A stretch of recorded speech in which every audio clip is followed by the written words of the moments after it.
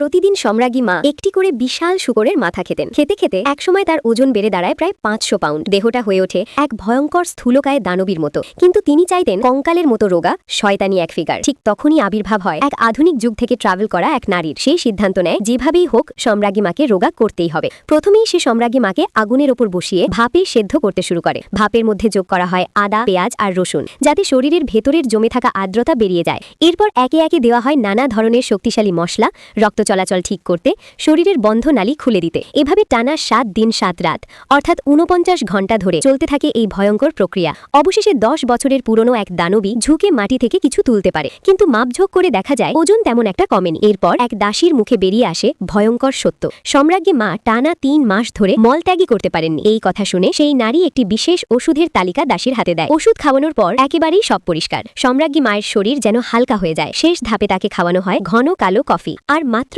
1 মাস একটু বেশি সময় পেরোতেই অবিশ্বাস্যভাবে সম্রাজ্ঞী মা সত্যিই এক অপরূপ সুন্দরী মহিলায় রূপ নেন।